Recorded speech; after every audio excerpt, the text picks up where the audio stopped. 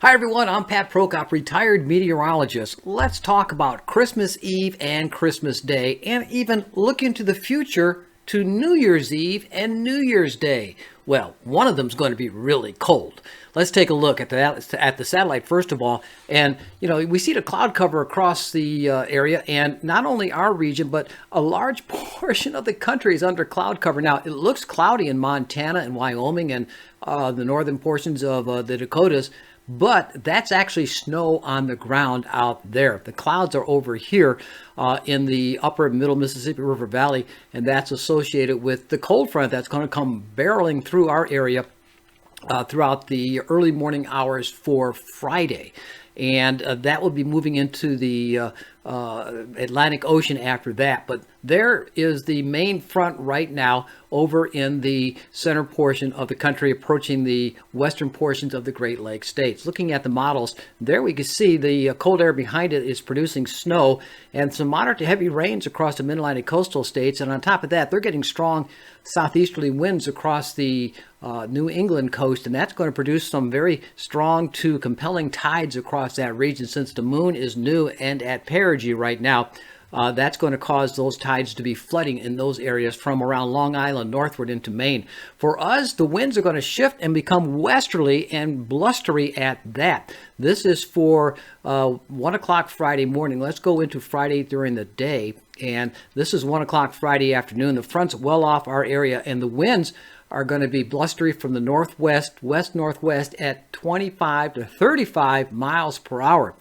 Now, for us, that's going to blow the tide out. So if you have a boat moored at a dock, you might want to make sure you have extra mooring lines, because the tide might get out to about -2 or -3 feet, and that could cause the boat to become stranded in a barge in the water, not in the water, in the mud. That's what I'm trying to say, in the mud. Anyway, there's that strong low pressure system up in the eastern Great Lakes states and southern portions of Ontario, and producing extremely strong winds across the Great Lakes states. And with the snow out there blowing and drifting of snow, they have like blizzard conditions for them.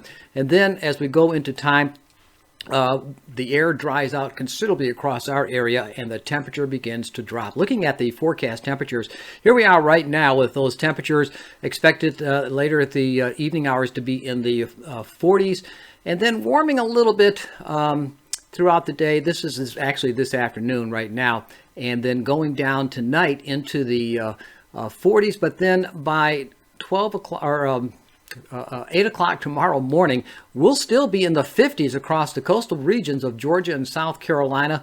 But then there you can see the surge of the cold air coming in from the northwest, and that's going to continue to funnel southeastward right into the area.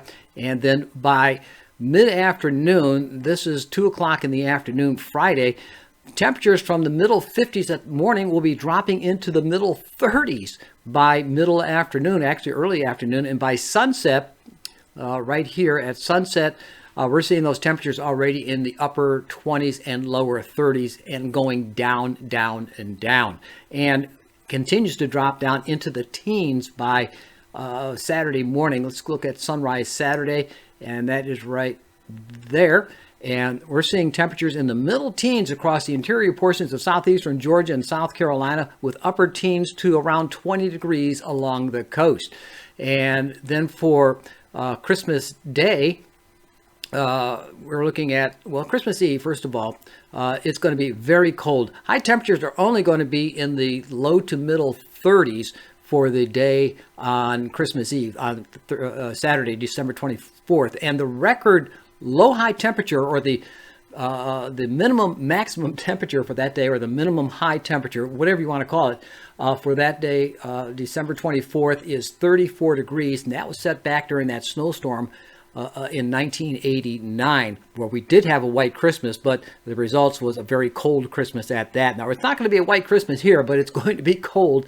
And we might have a record low high temperature for that day if it doesn't get above 34 degrees, and there's a strong possibility that that record could be broken. And then going into the night, Christmas Eve, as Santa Claus comes down, he'll have no trouble, but the air will be rather cold once again. Another very cold night with temperatures dropping down into the mid to upper teens once again.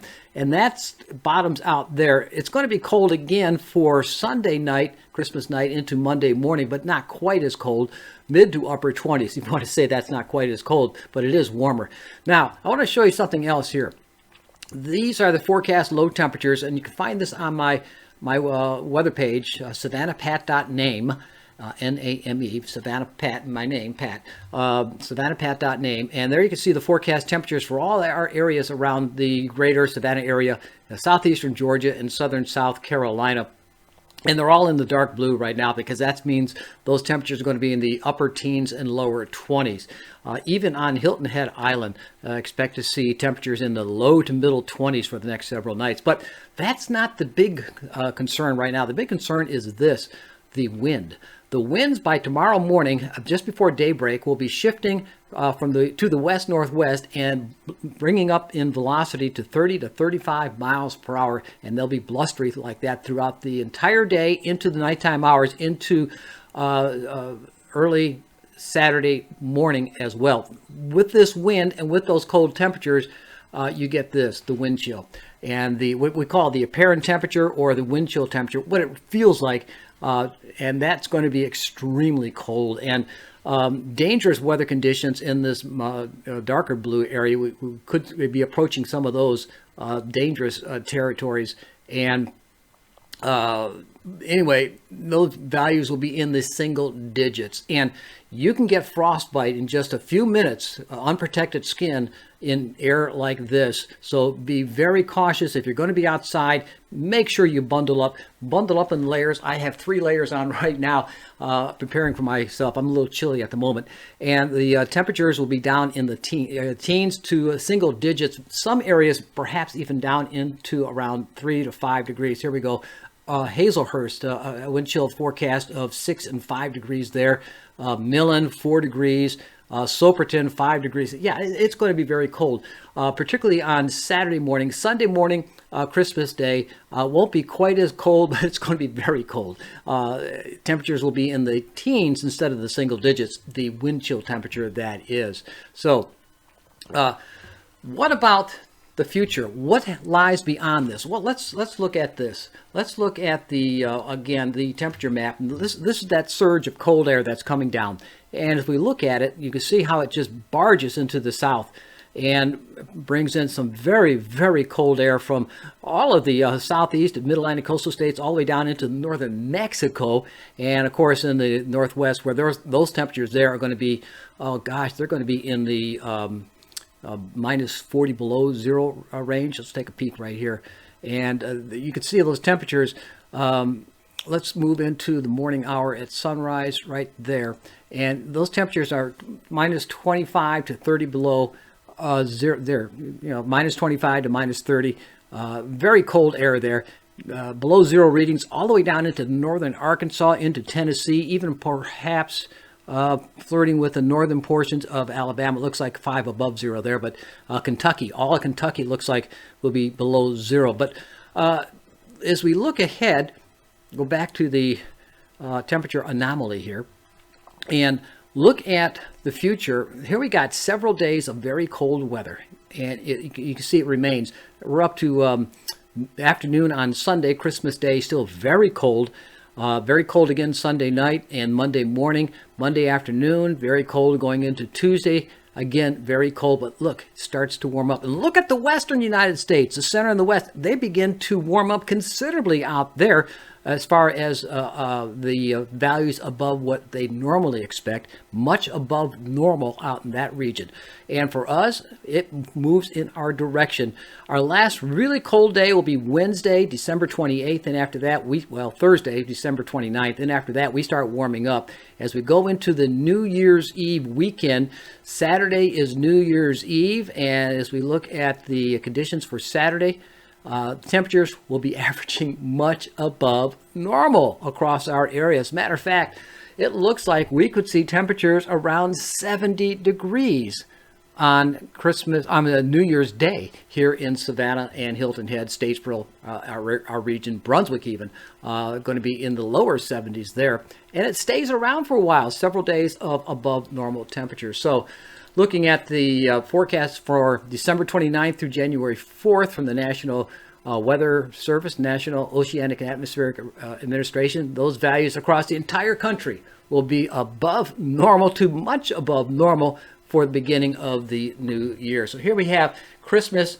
extremely cold, and then going into the New Year's mild. We're going to be in the 70s. So it's important that you take this cold air seriously. Now, if you're a homeowner or a gardener, you might want to make sure that your pipes are protected. Those pipes, if they're exposed, will freeze. And when wind chills drop down to around 8 degrees or 10 degrees, those pipes will freeze. So make sure the pipes are either emptied, drained, or you drip the pipes throughout the night. And the same thing with your water pipes that are in the outside walls. They could freeze as well. So you might want to consider several nights of dripping those pipes. Also, for the garden, well, the poinsettias, they looked great this year. They did a great job. However, it looks like these are going to be, they're not going to survive. I can cover them up as all I want, but they're not going to survive. So I'm saying goodbye to these poinsettias. And the Christmas poinsettias I'll be getting for this Christmas, I'll be planting in the garden next after St. Patrick's Day. However, I got some really good butter crunch lettuce. I just had some the other day. It was delicious. I want to protect this. It does like the cold air. It doesn't like 8 degrees, but I'm going to put several layers of sheets and then a terrapin on top of that. And I think I can protect this lettuce. Now, the beans, I had some great picking on the beans, but they have already gotten bitten big time by that freeze we had a couple of days ago, so they're gone. So the rest of the garden, well, you know, it's natural. We need the cold air, and that'll be good. So, well, the Christmas is just a few days away. I want to take this moment and opportunity to wish you and all your friends and all your family a very Merry Christmas. We're still in Hanukkah, so Happy Hanukkah as well. And stay warm. That's going to be the challenge, but you only have to do it for several days. Then after that, nature will take care of it, and that'll keep you warm as well. So again, Merry Christmas. Bye.